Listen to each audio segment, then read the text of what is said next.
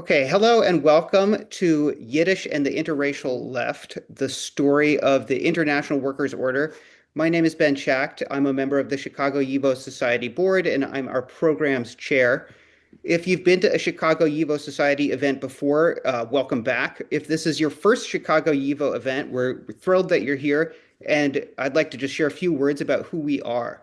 The Chicago YIVO Society is an all-volunteer organization whose mission is to entertain and educate the local community through subsidized lectures, music programs, and film screenings that reflect the rich heritage and diversity of Jewish culture, and to ensure the future of Yiddish through language education. The Chicago YIVO Society is a local affiliate of the YIVO Institute for Jewish Research. The acronym YIVO stands for Yiddischer-Wissenschaftlicher Institut.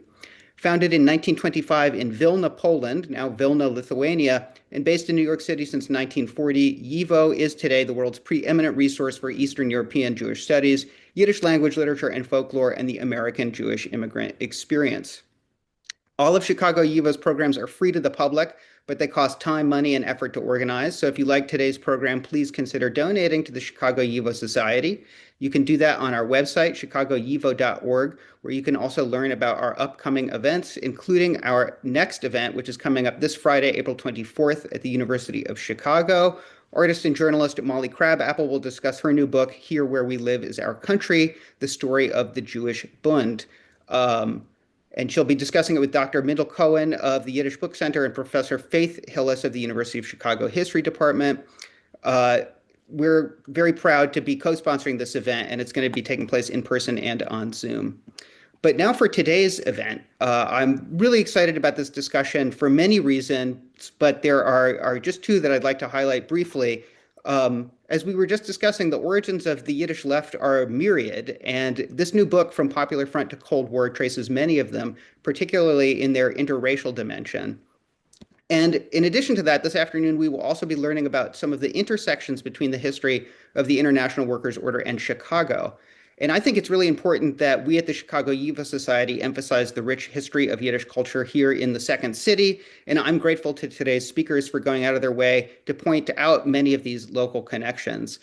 For example, I know that one of the figures that's going to be mentioned today is Jacob Schaefer, a leader of the Freiheit Gesangverein and a significant figure in the history of Yiddish workers' choirs, who got a start here in Chicago around 1910.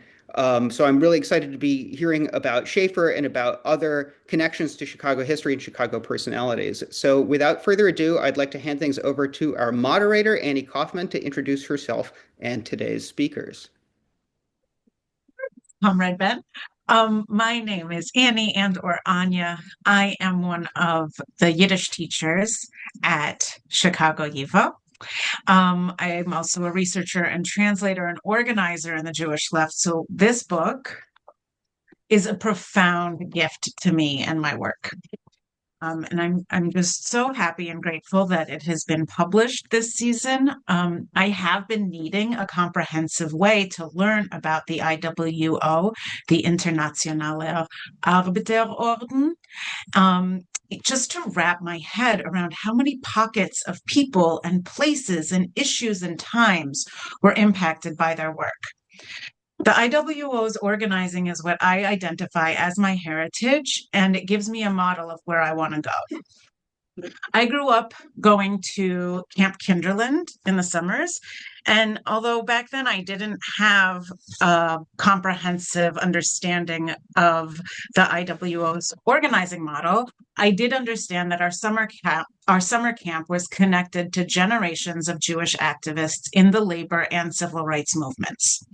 And I knew that some of my campmates who lived in New York City had a lot of supplemental cultural programming. They had Yiddish shulas, they were in Ukrainian dance troops, and it was just like this echo of a full landscape that I didn't have an understanding of, but I knew I was going to pursue understanding. I really encountered a definition of the IWO and their work in an earlier book written by my Yiddish teacher, Naomi Kadar, Kavod Ir Ondenk. She published a book called Raising Secular Jews, Yiddish Schools and Their Periodicals for American Children. Um, and and so she brought in a lot of materials from from many schools of many different streams of the Yiddish left in America. And certainly the Ordenschules were a big part of that work. So this new book is not the first or only book on the IWO, um, but it is really comprehensive and really detailed. And that's really important because these decades and thousands of members with lodges across the country in lots of ethnicities and lots of various communities had so many issues that they worked on. And it was also an economic and political and cultural organization. It's really hard to get a sense of the gestalt of what they did and how it was coherent or incoherent, one place to another, one year to another. So this book is a super important contribution to getting that view. This book grew out of a very important online conference, which the Keel Center produced on the internet in 2020. It gathered scholars and veterans and students to encounter archival materials and learn about the most exciting actors and episodes of the IWO. And for me, it was perfect timing. I was researching and translating an Orden affiliated novel, and I just felt like Cinderella. And Elissa was my fairy godmother, bringing together like all these important workers to take me to a ball about singing and art and legal defense and history and health insurance. And it was amazing. And now we have an online exhibit through the Keel Center at Cornell University that holds a lot of that archival information for us, and a lot of contextual writing. And they have this incredible timeline that I'm putting in the chat now. You might want to look at as we're hearing the stories today or as you're reading this book. And then in this exhibit, you get access to lots and lots of archival materials and their contexts. Okay, so let's hear our stories from our scholars today. All three of our speakers are truly experts in the Orden, and they've been producing scholarship about them for years, including at this conference that I mentioned. Elissa Sampson is research associate at Cornell University. She stewards the IWO collection, their papers and materials at the archives there, and she produced the conference Die Linke and the Fellow Travelers online exhibit and the digitization project, Such a Gift. Bob Zecker is professor of history at St. Francis Xavier University in Nova Scotia, Canada, where he teaches on race, immigration, and social movements and U.S. history. And he's a prolific researcher and writer and is working now on a history of the Communist Party of the United States. And Jennifer Young works as the education program manager at the Yiddish Book Center in my hometown, Amherst, Massachusetts. She's worked at New York YIVO, at the Tenement Museum. She has a passion for public history and bringing stories to life. And she's working on a book also related to today's book on Jewish women's activism. So our three powerhouse speakers will tell us stories and show us pictures for about 45 minutes. As they're speaking, I invite you to share comments and questions in the chat. We won't interrupt their speaking, but I will pay close attention to the chat and bring in your questions and comments into a discussion that we'll have as a group after. If there are technical challenges for audio or visual access, please let me know and I can interrupt to address those needs. But for now, let's listen and think and be stimulated.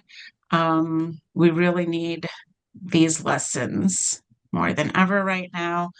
Bob, may I invite you to get us started? Hey, yeah, and thank you. Ben, are you going to put the slides up now or not? Can people see the slides or not? No. Oh, Yeah, hopefully they're more interesting than looking at me. But while the slides are maybe going on, I'll just thank first of all Annie and Ben for this invitation and that terrific introduction. Yeah, brief introduction about the International Workers Order, uh, what it was and where it came from. This was one of the mutual benefit fraternal societies that maybe a lot of people know, immigrant groups, Jews, Italians, Slovaks, etc., in the era before Social Security, uh, old age pensions, etc. These were immigrant self-insurance organizations. The IWO, though, International Workers Order, was a fraternal society with a difference. It believed in and practiced interracial solidarity. It was an organization whose motto was no Jim Crow in the IWO. They had Black members, they had what we would call today Latino members, Cuban, Puerto Rican, etc., Jewish, other white ethnic. There were even Arab lodges in the Detroit area. Uh, And it was an Next slide, organization. please, if Yeah, I may interrupt. So, yeah, I'm sorry. so There we go. Yeah, and so this was an organization that, yes, provided mutual aid, fraternal solidarity, life insurance, etc. But you can see some of the things they worked on. Civil rights campaigns, defense of the Scottsboro Boys, campaigns to try and get an anti-lynching bill passed by the U.S. Congress, lobbying for integration of the armed forces, etc. Organization that was also working closely, hand in glove with the CIO to bring union and union benefits to working class Americans. So this was a fraternal society with a difference, a profound difference for the 1930s through 1950s. And that's my introduction. Oh, and can I also say, thank you, by the way, Annie. I just want to correct, I'm not writing a book about the Communist Party. That would be a big piece of scholarship. I'm working on the Communist Party workers' schools, which I'm going to talk about briefly in a bit as well. next slide, please.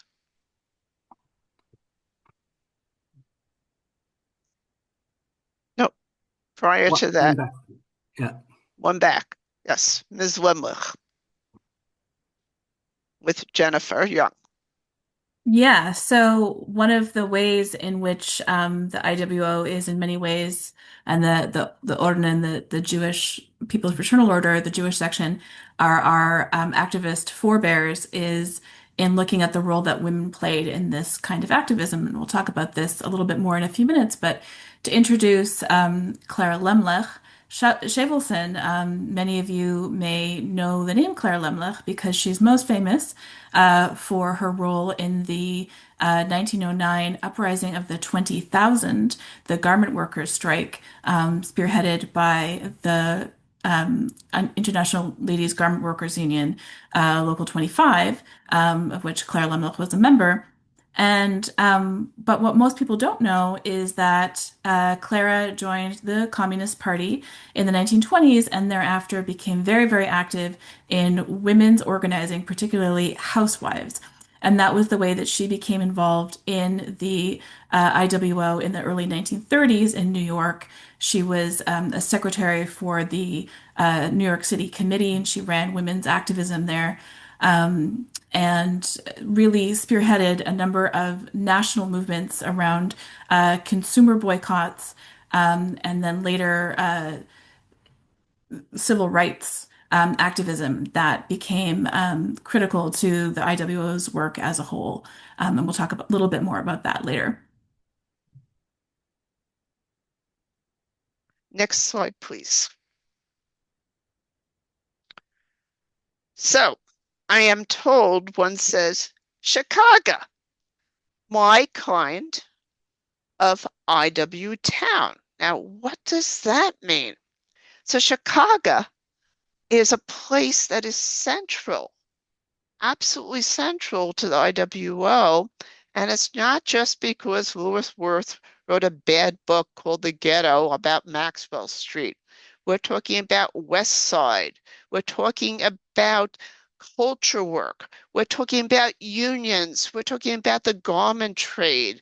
We're talking about factories. We're also talking about fur, steel towns, cattle, things that are a little different than New York, but have an enormous amount of resemblance. So we're going to think about this as, please go back, yes, as a ricochet between Chicago and New York. And the ricochet is fairly complete in part because of music and the cultural arts. Yankov Schaefer, or Jacob Schaefer if you prefer, is a choral director. And he's not a typical choral director. We have an emphasis on the choral arts in part because it brings workers together. And the idea that workers can get trained in the choral arts is very, very new. And it's new to the left and it's new in Yiddish. And so I've given you some images here that you can look at in which you can get a sense of how one of the most famous books in Yiddish about Yiddish songs and these workers' choruses. While it's published in New York, most of the songs are a high percentage are actually developed in Chicago because he goes back and forth between the two towns. And you have actually here a list, which Annie can explain better than I, in which you have the list of the shul or the after schools in Yiddish that the IWO ran, as well as its a mention of the fact that it holds its second convention here.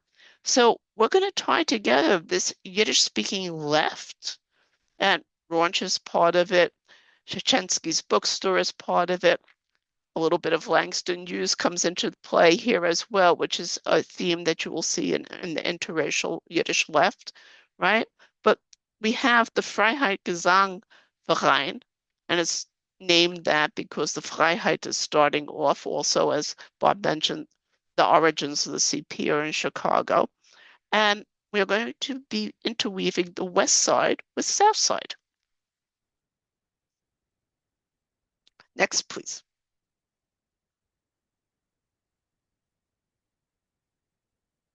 Okay, and I think this is me. Yeah, so here's a couple of, again, Chicago, my kind of town, and I'm not going to sing like Frank Sinatra, which you're probably relieved by, but the IWO, I'll talk briefly where it started, its origins. It came out of the Workmen's Circle, which I'm sure most of you know was a socialist-oriented Landsmannschaften. The Linke, as we talked about, or Annie mentioned, the left wing in the Workmen's Circle, depending on who you asked, was either expelled or left voluntarily because they thought the Workmen's Circle should have been more supportive of the Soviet Union, more aligned with the Workers' Party, soon to be renamed the Communist Party USA.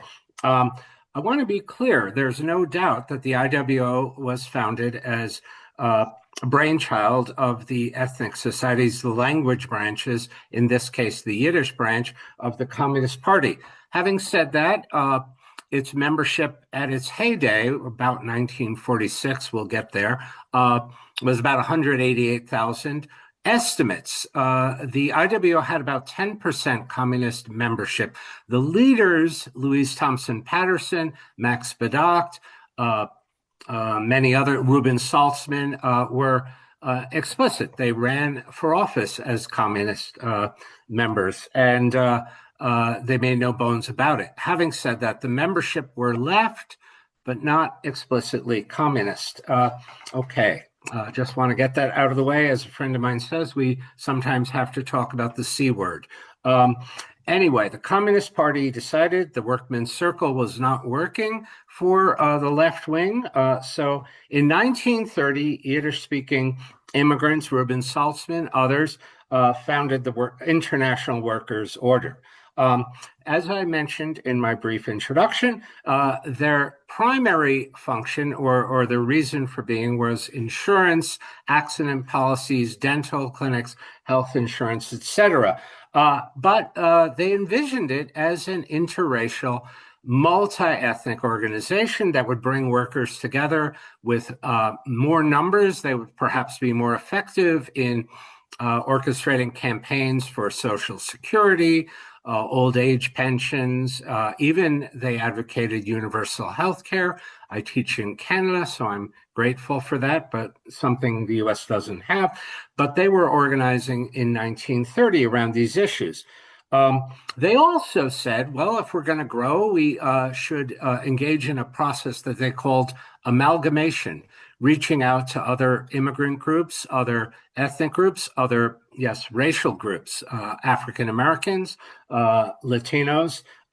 So a bunch of pre-existing organizations. There was something called the Slovak Workers Society, whose newspaper, by the way, was published in Pilsen on West 18th Street in Chicago, called Rovnost Ludu, Equality for the People. So they reached out to this group, which was left-wing. They reached out to the American Russian Fraternal Society, the Hungarian American Workers Benevolent Association. These were organizations that had been founded as branches, ethnic branches of the Socialist Party, but they had gravitated toward the Communist Party. And in a process of amalgamation, these pre-existing groups joined the IWO. At its height, there were 15 language branches, 16 if you count the English-speaking branches. They founded something called the Douglas Lincoln Society for African Americans, something called the Cervantes Society for Spanish-speaking, or we would say Latino workers.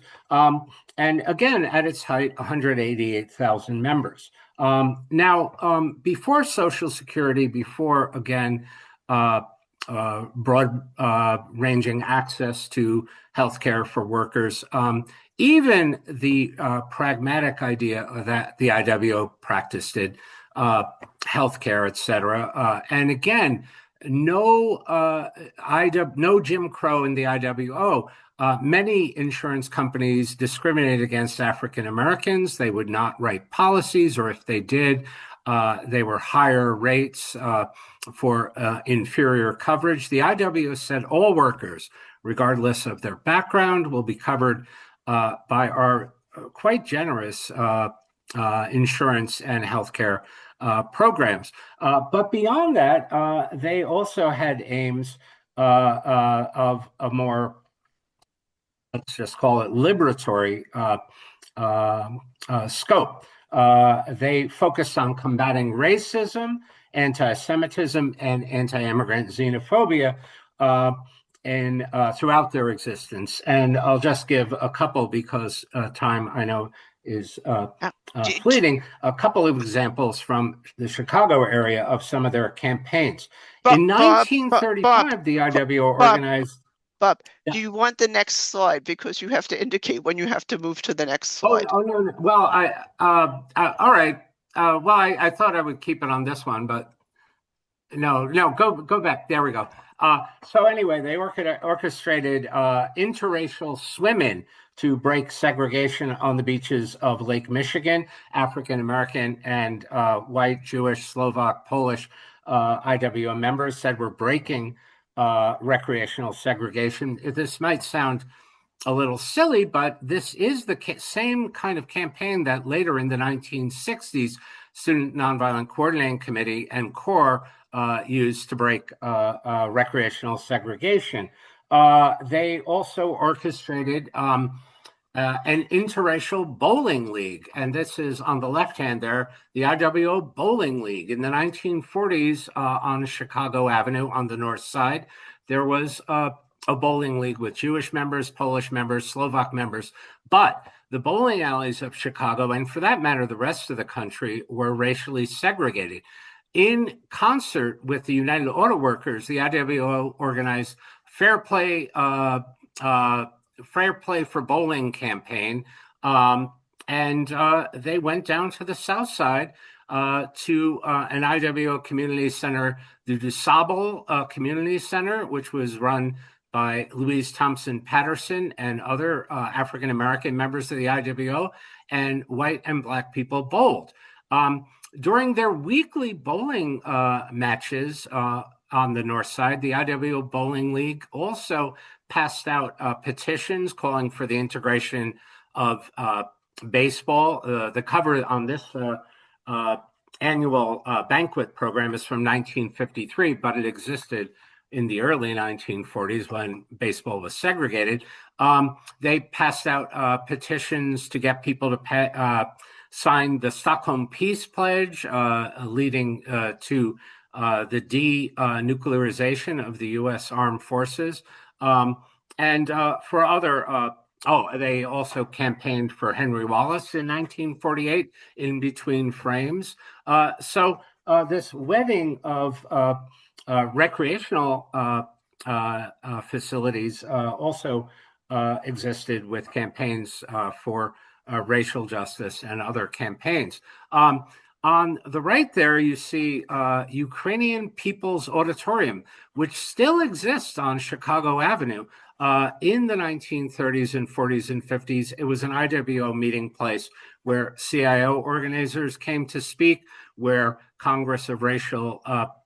Civil Rights Congress, headed by Paul Robeson, would hold meetings. And this attracted Jewish members, Polish members, Ukrainian members, African American members. The middle thing, Who Owns Chicago? This was a pamphlet that was written by the Chicago Workers' School, which offered free classes for IWO members. They also had a summer program, a summer school that was run at the University of Wisconsin in Madison. And there are letters back to the headquarters of the IWO in New York orchestrating classes and subsidized tuition for IWO members who wanted to take classes on what they called Negro history, labor history, Yiddish classes, Polish classes, etc. So the IWO was engaged in many campaigns for racial justice. On the North Side, again, this bowling league also had a member named Fred Fine. Now, Fred Fine was a member of the Communist Party. He ran a summer camp for the IWO in the 1930s and 40s. Fast forward to 1983. I'm sure a lot of Chicagoans remember Harold Washington, elected first African-American mayor of Chicago. Harold Washington named the city's cultural commissioner, Fred Fine. His red past outraged some people on the Chicago Board of Aldermen. Ed Verdoliak, maybe remembered, not so fondly, perhaps. Roman Puczynski, a Polish Chicago alderman. And there was outrage in the Polish and Slavic community of Chicago that a former communist would be named cultural commissioner. For whatever reason, Fred Fine did get confirmed by the Board of Aldermen, but I think that gives a sort of an indication that the progressive nature of Slavic Chicago, even for that matter, right, Jewish Chicago from the 1930s and 40s had become a different thing by the 1980s. Anyway, this slide also says CIO unions, stockyards, factories. I mentioned Louise Thompson Patterson. She was an organizer, African-American woman, and she and her husband, William Patterson, lived for about 10 years in Chicago. And she organized people in the stockyards, in the steel mills, both to join the IWO, but to join CIO unions. And in her unpublished memoirs, she marvels, right? She thought these Croatian, for example, steelworkers or Polish stockyard workers, right? A black woman, they're never going to listen to me. But she said they were very receptive, both to the message of the IWO and the message of the CIO, which, again, Annie alluded to the times we live in her brief remarks. And I think the IWO, this kind of interracial, multi-ethnic solidarity of the IWO is something perhaps we can build on in our own time. The next slide, please, and ever so briefly, yes. The other thing about the IWO, it was, as I say, at least the leadership were communist in many cases. The head of the Polonius Society, the head of the Jewish People's Fraternal organization, the Jewish section of the IWO, they were both out communists, explicit about it. But their foreign policy, the IWO, if we can say that a fraternal society had a foreign policy, was explicitly in support of progressive and, yes, even communist nations and causes.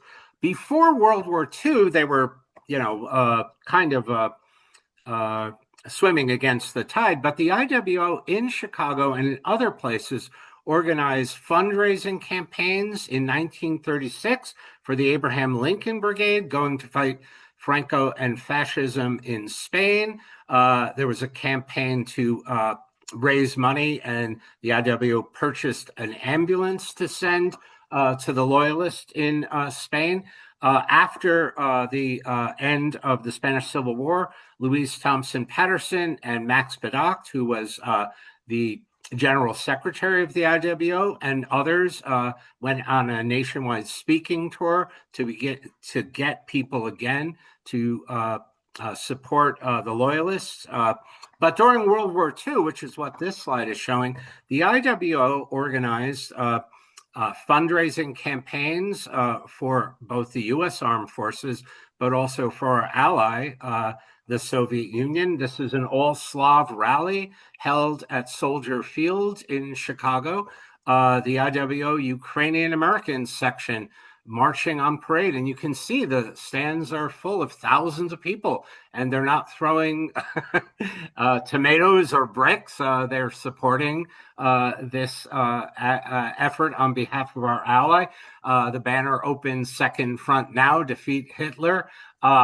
And I love that these people marching in their ethnic garb have Franklin Roosevelt, Winston Churchill, Dwight D. Eisenhower, but also Joe Stalin, and freely admit they were a little blind in adulation for Uncle Joe.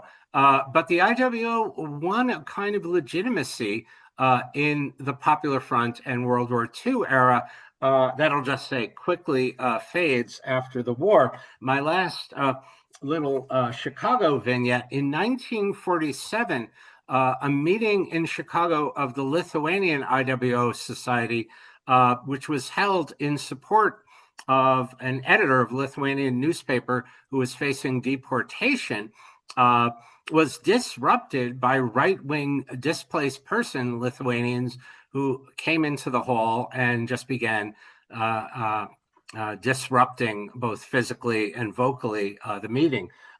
Members of the IWO who were foreign-born did face deportation in the McCarthy era, and the IWO itself was liquidated by order of the New York Insurance Department as being a moral and political hazard, because it was argued that they might, there was no evidence they ever did, but they might provide funds to the Soviet Union. And in 1954, the IWO was dissolved.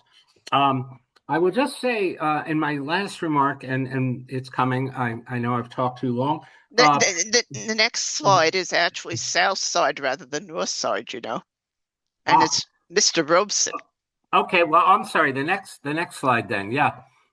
Okay, well, there we go. IWO also, Paul Robeson was a member Paul Robeson sang at IWO camps, Wochica, Kinderland, in the Chicago area as well. This was Chicago Salutes Paul Robeson at the Civic Opera House, co-sponsored by the IWO and the Abraham Lincoln Workers School of Chicago. IWO member Paul Robeson was also president of the Civil Rights Congress, and after World War II, the IWO sponsored Win the Peace Conference, which called for an end to the poll tax, integration of America, an anti-lynching bill, but also resolutions were passed calling for decolonization of India, Indonesia, Indochina, if only we had listened. And Paul Robeson again said in his sponsorship of the IWO, recruiting African Americans, in the IWO, peoples of many nationalities, Negro and white, live and work together in a true fraternal spirit, the kind of genuine democracy I would like to see practiced in all of America. I value membership in the order. Anyway, yes, also, we probably know this, Paul Robeson himself was persecuted, assaulted by a mob when he tried to give a concert in Peekskill, New York. After he and William Patterson tried to present to the United Nations petition, We Charge Genocide, pamphlet or resolution, We Charge Genocide, on the discrimination against African Americans in the U.S. Paul Robeson, like the IWO, was targeted. His passport was taken away for 8 years. Rockwell Kent, prolific artist who was president of the IWO, also for 8 years, lost his passport. So when the IWO was dissolved, a real opportunity for interracial, progressive, forward-looking organization was lost. And the only thing I'll say, again, Annie mentioned the times we live in. It's, to me, a revelation, and perhaps not in Chicago or New York, where we know, maybe not as much as we should know, that there was this thick on the ground, what the Germans call Vereinswesen, associational life of the left wing. But the IWO had branches in these small steel towns, coal patch towns in Pennsylvania, West Virginia, Upper Peninsula, Michigan, the copper mining district. And there were left wing or progressive or perhaps communists, I'll own it, organizations pushing for interracial solidarity in places that are now Trump country. And to me, it's a revelation. If it was done one time, we could figure out maybe in the next 40 minutes how to do it again. Anyway, thanks for your... We're going to hear about June Gordon, who actually organized in some of these places. Yeah, Jennifer, and next slide, please. Okay, thank you, Bob, for that really profound and thought-provoking overview of the IWO in Chicago. As I mentioned in my introduction, I'm going to be talking about women's activism within the Orden, and that starts with Clara Lemlich Shavelson, who, as I mentioned, is most known today for her role in the uprising of the 20,000 in 1909. But after she left union work, she became a housewife herself and became very concerned with the ways that women, not just workers, but housewives, could also be politically active and have a political identity. And that led her to be one of the co-founders of the United Council of Working Class Housewives in the early 1920s, which was a communist affiliated organization. And the culminating act of this organization was in 1935. You can see the poster and newspaper photo on this slide. And the United Council of Working Class Housewives, much like the IWO, had a number of different chapters, mostly concentrated in the New York, New Jersey, Connecticut area. The biggest chapter was the Jewish women's chapters in New York City. And they started a protest against the high cost of meat. And it became a very significant boycott, one of the most significant consumer boycotts in New York City history. The boycott lasted 1 month. Of the 4,500 kosher butcher shops in New York City, 3,000 of them were either closed in solidarity or shut down, in some cases violently, by these striking, boycotting housewives who would stand in front of the shops. And if anyone tried to go in and buy meat, they would physically block them. And if they had bought meat, they would like physically take the meat out of their hands and like dump it into the gutter. So this was the precursor to the IWO women's activism, with a lot of Jewish women very involved, who would later become involved in the IWO, specifically Clara Lemlich Shavelson and Rose Nelson. And one of the aspects of the women's activism, Jewish women's activism in the Council for Housewives, was them coming to terms with the fact that they didn't know how to organize with Black women. And so this was the very beginning of activism that you would see later on in the IWO, of Jewish women learning how to work together with Black women's organizations. And a good example of this is, as you see in the photo in front of you, that there was a meat boycott once it spread from the kosher butcher shops to the non-kosher butcher shops across New York City. The most successful meat boycott was in Harlem, and it was led by a Black organizer named Benita Williams. And she led the most successful part of the boycott in New York City. It managed to decrease the price of meat in Harlem meat shops significantly. And this became a model for women's activism and interracial women's activism, excuse me, which spread nationwide, especially to Chicago, St. Louis, Boston, and Philadelphia. And on June 20th, 1935, a dozen housewives from Chicago and New York, including Clara Lemlich and Rose Nelson of the United Council of Working Class Housewives, traveled to Washington to demand a congressional inquiry into the monopoly on food prices and an immediate reduction on the price of meat. And they demanded that working class people be involved in the setting of price reduction policy, and they demanded an end to the Meat Packers Trust. And so this boycott, which started with these kosher butcher shops in New York, was able to travel across the country for the entire summer of 1935, and even went, as we said, into Congress, and did resolve in a reduction of meat prices for a little while, nationally across the United States. And it was this kind of sense of the need for national organization and national action, which led the United Council of Working Class Housewives to then become part of the International Workers' Order at the end of the 1930s. And as I mentioned, Clara Lemlich was an important part of this. And another major figure who led the Jewish women's activism within the IWO is June Gordon. Next slide, please. Next slide.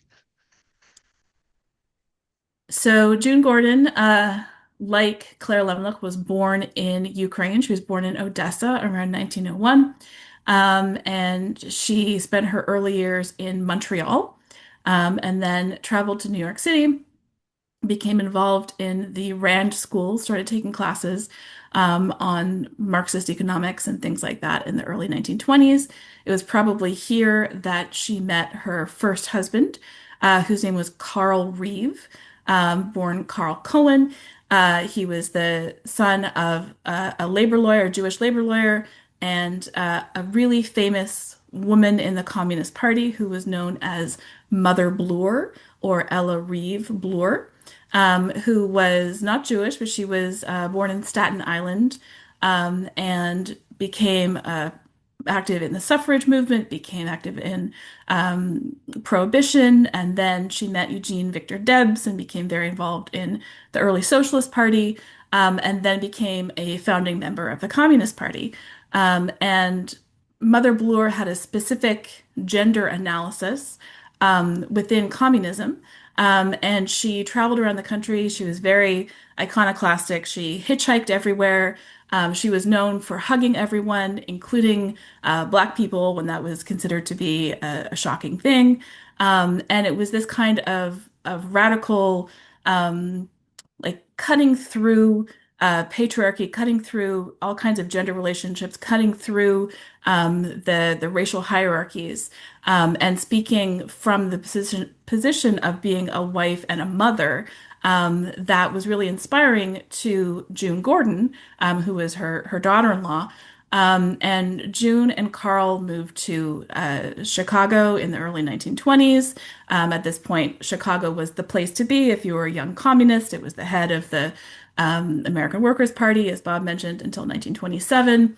And this was a very inspiring place that really led to the foundation of June's politics. And from that point, she and her husband traveled to the Soviet Union.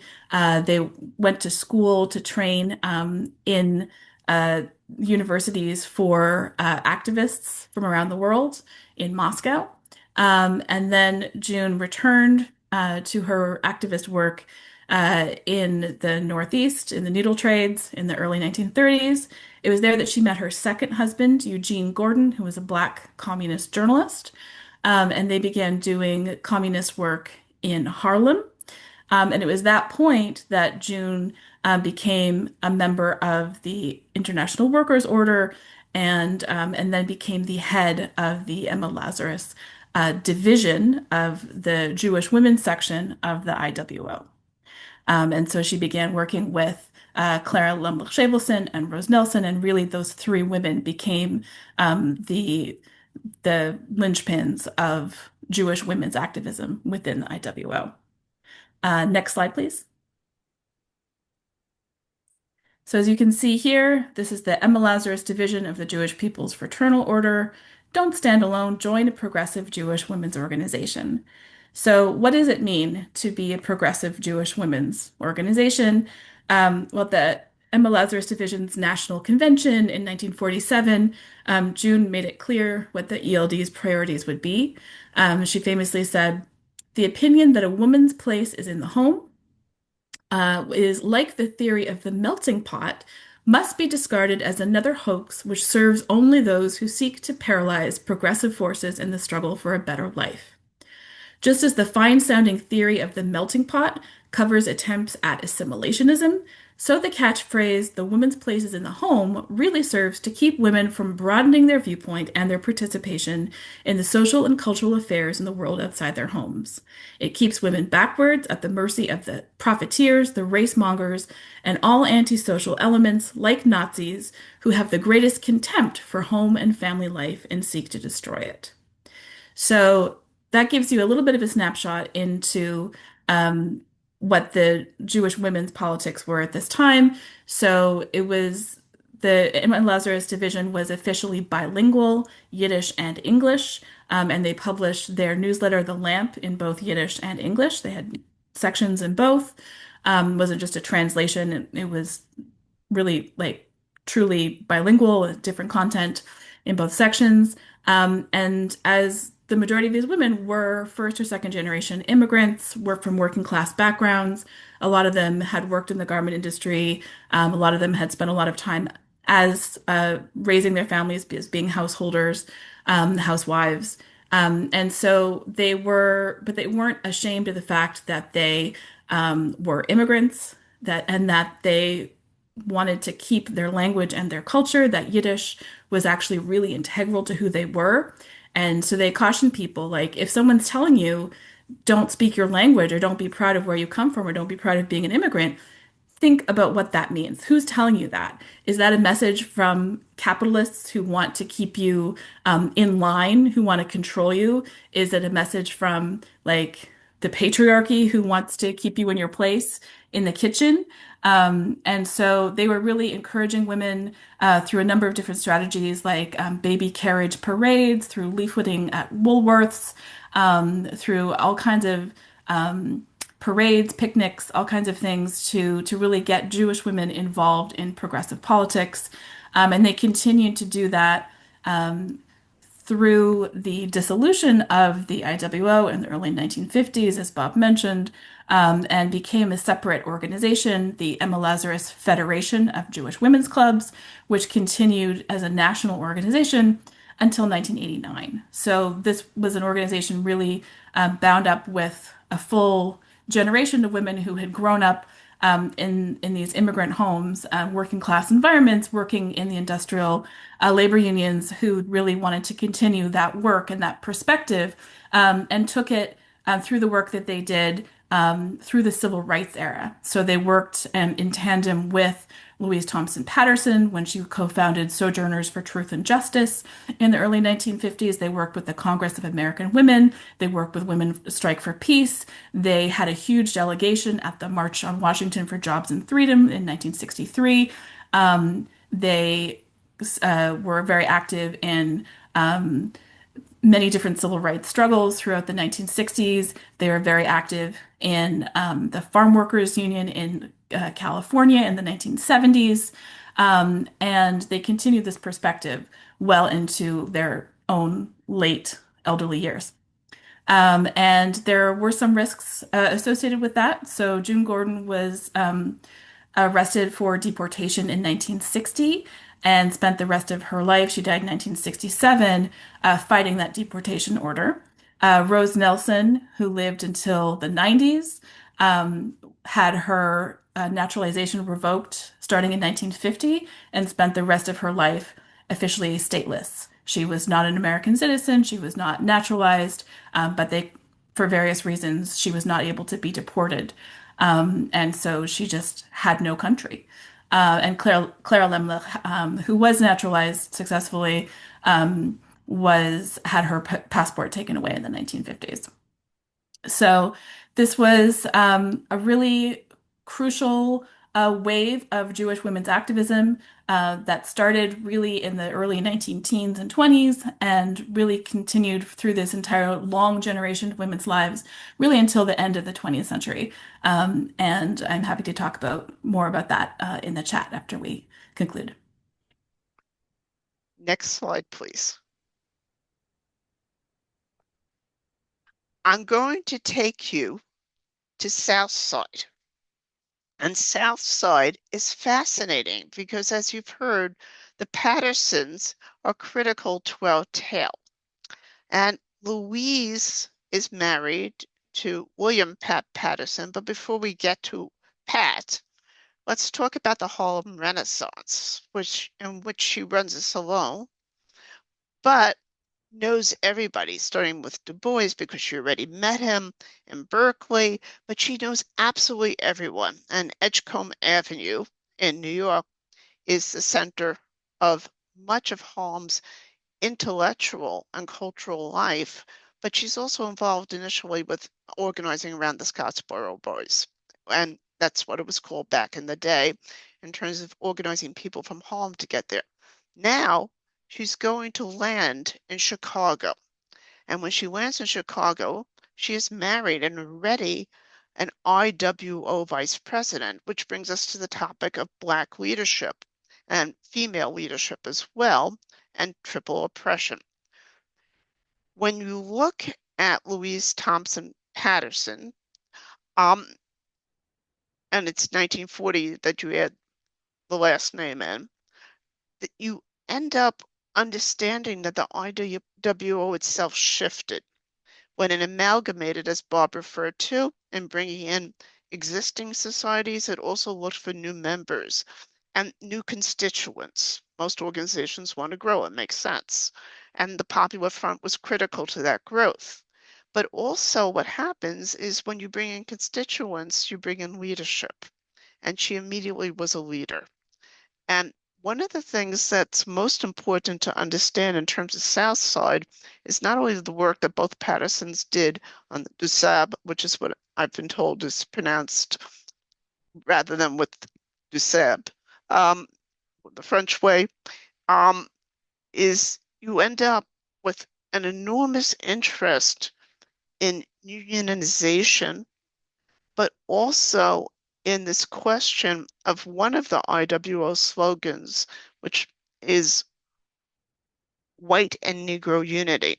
And it's not an obvious in some ways, because she creates these Black cultural spaces, which are absolutely critical to African American life, but also are fully open to white ethnic groups, whether it's for a strike, whether it's for a course, as you heard from Bob. And she is the labor organizer, paramount. One of the things I'd like to bring your attention to is not only is she a sojourner and founder of the Sojourners for Truth and Justice, which is an organization that happens in 1952 in part because World War II did not bring what was called the double V or the double victory in terms of participation of African Americans in the war to a better place in the economy and in terms of dealing with a variety of questions surrounding civil rights, integration, and many other things. So we see somebody like Louise as the glue that brings in Robeson into Chicago and supports him immensely. We see her as the glue that brings Langston Hughes into the IWO. But I want to bring your attention to an essay she wrote in 1936, Towards a Brighter Dawn. And that essay has a couple of very salient quotes. Here we are, for sale for the day. Take our labor. Give us what you will. We must feed our children and pay high rent in Harlem. 10 cents, 15 cents an hour. That won't feed our families for a day, let alone pay rent. You won't pay more? Well, guess that's better than going back to Harlem after spending your last nickel for car fare. And then she goes on to explain that 85% of Black women who are employed as domestics. Over this whole land, Negro women meet this triple exploitation as workers, as women, and as Negroes. They're 2/3 of the 2 million domestic workers in the United States. In smaller numbers, they are found in other forms of personal service. The economic crisis has placed the severest test upon the Negro woman. Representing the greatest proportion of unemployed workers in the country, Negroes are discriminated against in relief and work relief. Segregated Negro neighborhoods are invariably deficient in nurseries, playgrounds, health centers, and schools. And then she talks about the cultural arts and organizing and why that is critical. So next slide, please. There isn't anybody she won't work with, which is absolutely fascinating for those who study Black feminism and feminism today and allyship. So Pat Patterson, Pat not being a real name, right? Is not the founder of the ILD or the International Labor Defense. He becomes its director, though, by 1932, and he gets drawn in because he's really interested in Sacco and Vanzetti. He's already a lawyer and is living in Boston. And he realizes that if Sacco and Vanzetti, who are anarchists, they're not the Haymarket martyrs, right? They're anarchists and they're about to be executed. So he gets arrested protesting that pending execution. He realizes if Sacco and Vanzetti can be executed, anybody can. And so the defense of rights, of legal rights, becomes paramount to him. And he understands Jews can be arrested. He understands anybody can be arrested for exercising constitutional rights. So he becomes an internationalist, and Scottsboro is probably one of the main reasons that he's known today, because he was very active, as well as Louise, in the defense. And actually, they defended a prostitute who had been involved in the charges against the Scottsboro defendants, and they housed her in their home and introduced her to people in the African American community, so they would understand that she had recanted. It's a very unusual move. But he's known legally for this idea of broadening the battlefield. In other words, you can do legal defense and you should do it very well, no question. But you need to have mass action to back it. And this is very IWO. And Louise is very much part of that, whether it comes to the Abraham Lincoln School, and now you're actually seeing what it looks like. And I can tell you about this program because it is a bit of a hoot. The Abraham Lincoln School is running this thing in Madison, and it's a wonderful place for workers, Slavic workers, for instance, union workers. The only thing is, Black workers have never been invited there. So they figure out how to get Black workers invited there and get the IWO to subsidize this. And that is part of what the Abraham Lincoln School, which deserves fame, did in Chicago and South Side. Now he goes on to found the Civil Rights Congress. That's an interesting story in and of itself. And as Bob indicated, we get into the Smith Act, the passport problems, and the U.S. contempt. That's the House of Un-American Activities. And he gets defended by another IWO vice president, Vito Marcantonio, who was a 7-term congressperson and head of the Italian Society in New York, the Garibaldi Society. But the Civil Rights Congress is actually the sponsor, and next slide, please, of the Peekskill concerts that Robeson is doing as benefit concerts. And the first one, basically, Robeson's hung an effigy. There's a cross burnt, and anti-Semitic and anti-Black actions happen. And the IWO and Rockwell Kent, who is neither Black or Jewish, but is head of the IWO. And that first slide did have a picture from Rockwell Kent, who's a famous artist, because he redesigned the logo. And Excuse me, Elizabeth, it's time for discussion. So if you wanna I will wrap or up take it. into I will wrap up it in a minute. But you will see here, it's called the Peekskill Program. I will also note 2 other things in terms of dealing with the Pattersons, which is that we charge genocide, which is a very famous petition, which continues to have reverberations more broadly and charges the U.S. with the violence against Black bodies, including lynching, starts off by noting the Nuremberg trials and what happened there. So for somebody like William Patterson and for his spouse Louise and Paul Robeson, who is also a lawyer and involved with this, it is absolutely critical to broaden the field, but also to understand the move from civil rights to human rights, which adhere to the human being. And it offers us a legacy of hope in marking some of the worst of America's past. These are people who can inspire us and give us solace in their struggles, and that is very unusual. Annie, I'm asking for permission just for you to flash the next couple of slides so we can open up to questions. That's Lemlich when she's organizing housewives in Yiddish at the Kiel Center and telling them how to bake a cake and show up on time. She was big on giving orders. And that's a picture of Lemlich in the cemetery where she's buried in New Montefiore at the tip of Long Island.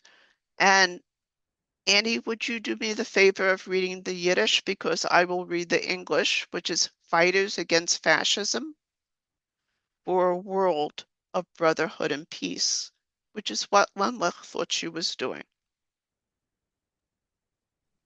Kämpfer gegen Faschismus für eine Welt von Brüderlichkeit und Schulung. Chavashaft, in short.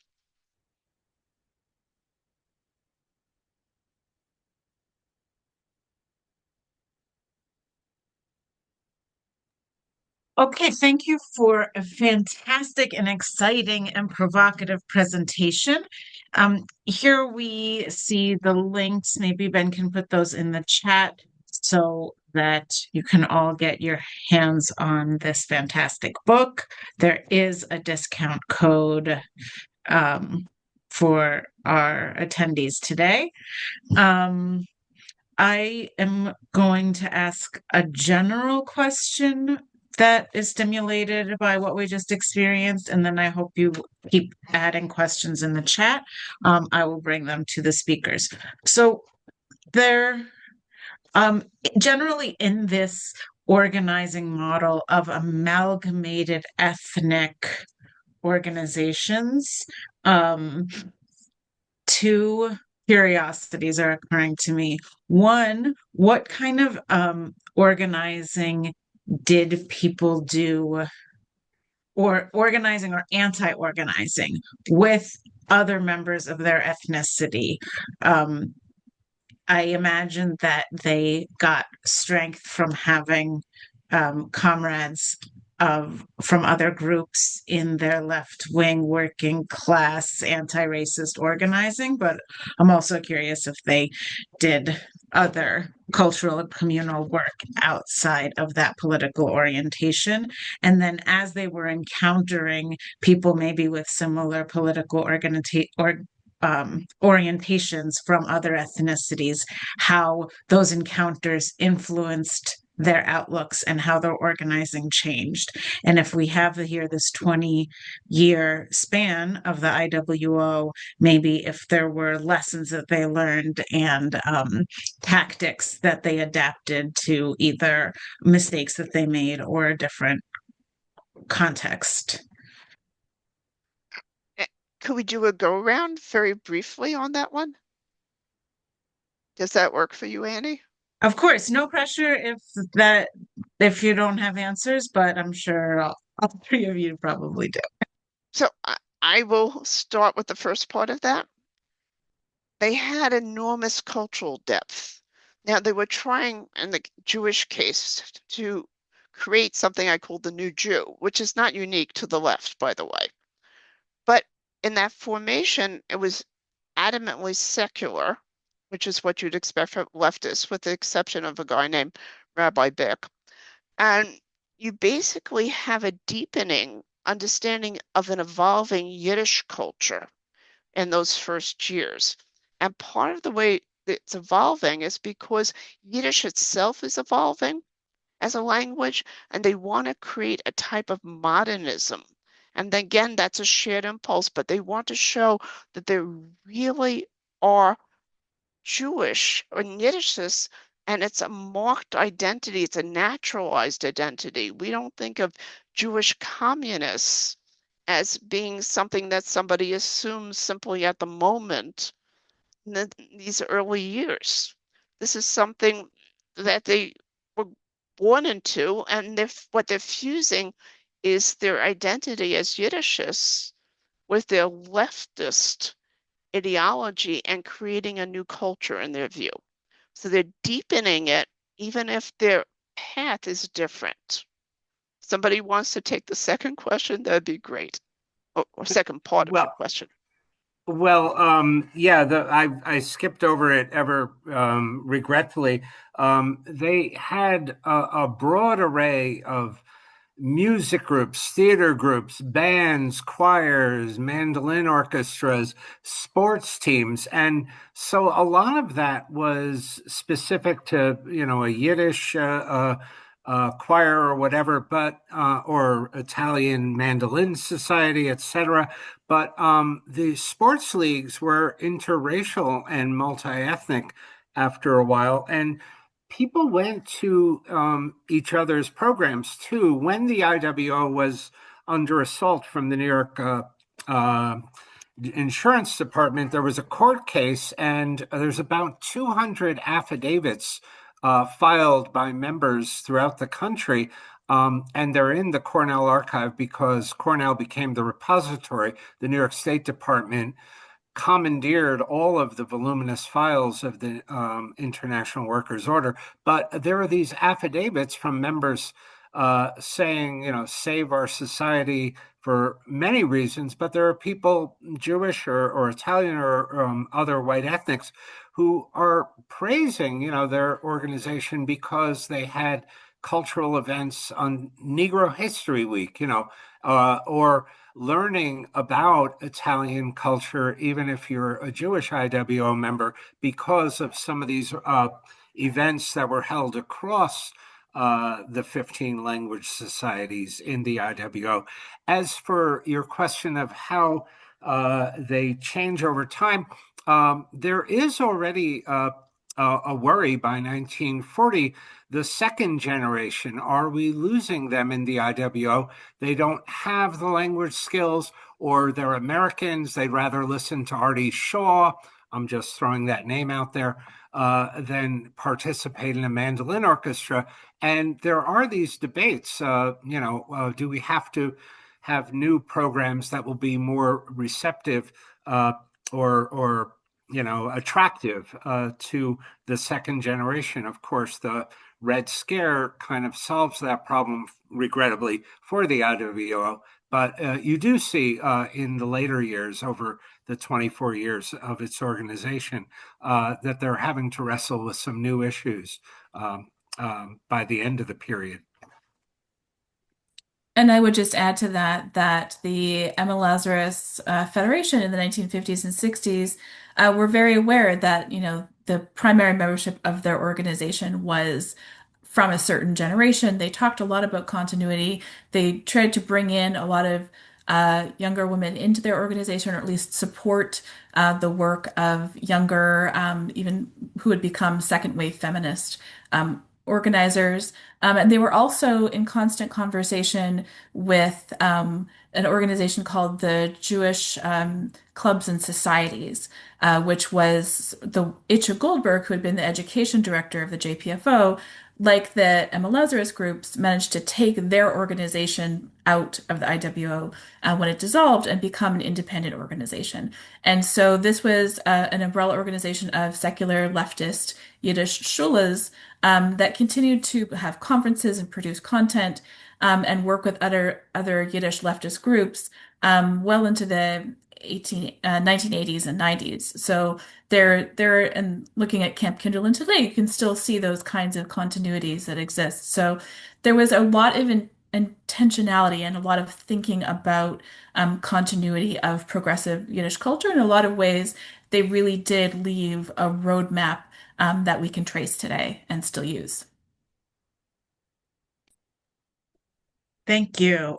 Ben, could we go back to the first slide? I know Ellie wanted to discuss the Rockwell Kent illustration, and we didn't get a chance to do that. But please keep adding questions into the chat. So Rockwell Kent is a character, which is true of almost everybody in the left, mind you, but he is not a communist, among other things. And he's really known for a work about Jack London in Alaska, and as an illustrator and as a writer, and many other things. So he sees this question of the IWO as the defense of civil rights and Americanism in a different way. That's very interesting. And so the logo itself emphasizes his view and the IWO's on civil rights. You should be able to see the banner has changed from that shown with the Hammer, right? It sort of indicates it's a slight nod to the hammer sickle, but it's really not there. You see the mother, the family, right? it's sort of almost a New Deal sort of look, right? And you certainly see the worker is an African American worker. That is critical to this idea of moving forward. And yes, there is the idea of progress, and we see a post-war moment, right, in which everything seemed promising. And this is not unique to the IWO, but it does speak to the solidarities and types of identities that it attracted.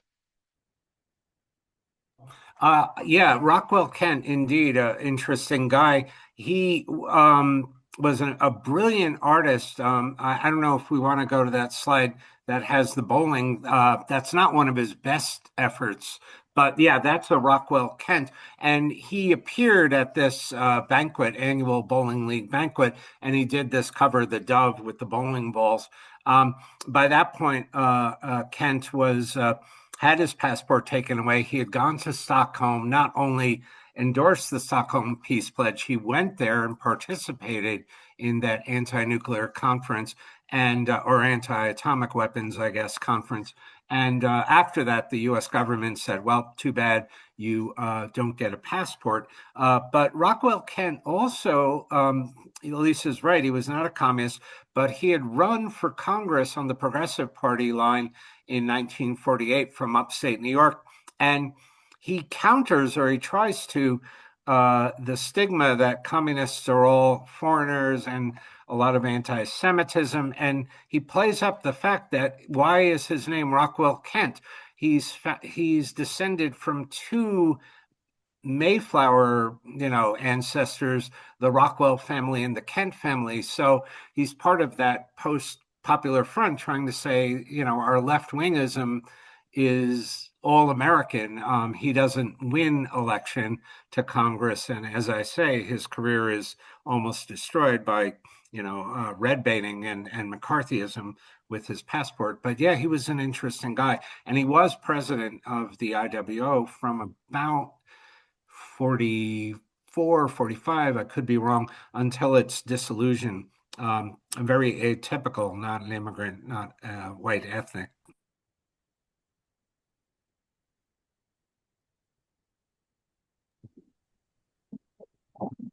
There's some assertion of California IWO participation, which I appreciate, and maybe we could touch on regional variations in maybe issues or organizing styles, and then how the leadership worked to have a unity through the Orden. There were conventions and transportation and communication through the press or phone calls. I don't know what you tell us. Well, I'm sorry. Yeah. I think all three of us can go for this, Bob. Yeah, about California, I saw that and I gave it the thumbs up. Yes, as I mentioned, the IWO had branches throughout the country, but in Southern California, when we did the conference in December, somebody presented, there was in Boyle Heights, which was white ethnic and significant Jewish neighborhood on the way to becoming East LA. And there was a significant Mexican American IWO presence in Los Angeles. And when she presented, she said the national headquarters in New York City, 85th Avenue was the IWO's national headquarters, was sending them pamphlets and organizing material in Polish, Yiddish, Hungarian, and they'd write back and say, we need stuff in Spanish, right? We're trying to reach Mexican Americans, and they did. They also had East Asian branches in California. And I will say, in the height of World War II, IWO lodges in California passed resolutions denouncing the internment of Japanese Americans. And we know a lot of other progressive Americans said it's wartime and we're going along with it, including U.S. Supreme Court. Vito Marcantonio, who we heard about, was an IWO vice president, Italian lodge president, and he in Congress as an IWO member, but more importantly as a congressman, was urging the end of the concentration camp for Japanese Americans. So yeah, California was a different organization ethnically and racially, but there was absolutely a strong IWO presence in the Bay Area and in the LA area too. Yeah.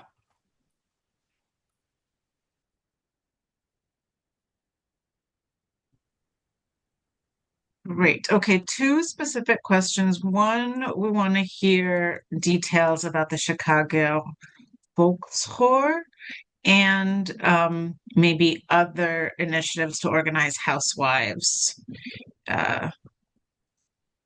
Awareness of the Emma Lazarus societies, learning from them, influencing them.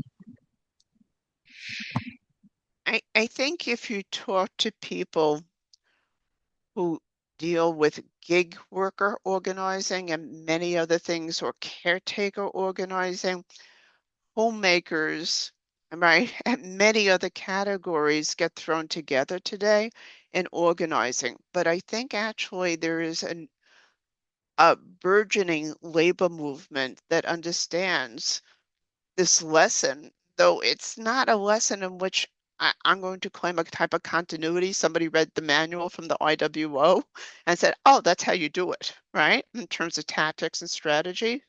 Though there, as Jennifer says, it's not just footsteps and traces, or you said about Kindle, there's continuity and perseverance, but people are not always aware of the origins of these things. And yes, this new labor movement is paying attention to homework makers among other categories. Annie, give me your second part of the question about the folks core.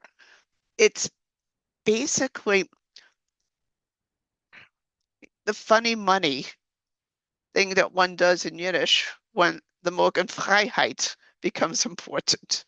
All of a sudden, people start using the word Freiheit for everything, freedom, right? So there's a name change. There's the founding of what will become the CP, which is this long story.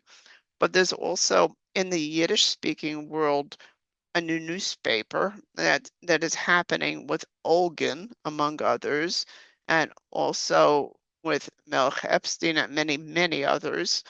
And it's an important moment. It doesn't start off with the word mourning because that's a later development, but it becomes the main Yiddish leftist CP publication, controversial, particularly in 1929, when you have the Hebron riots, which is what it's called. I'm not inventing this vocabulary.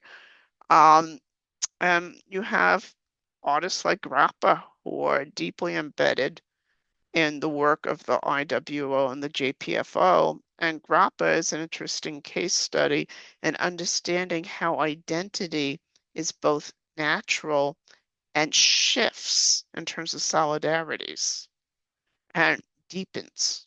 And one can learn much from his art.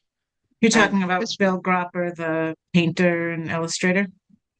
absolutely, you can't read a Freiheit or you can't read an IWO pub without him and his cartoons, right? And so his evolution, particularly with, yes, exactly. So with Ueck, he gets annoyed. He doesn't name names. What he does is he takes a page out of Goya. What did Goya do with the Inquisition? He was annoyed, right? Use art, the cultural arts, right? So he actually does a cultural move in which he depicts Ueck much in the way Goya did, but updates it, and they're beautiful.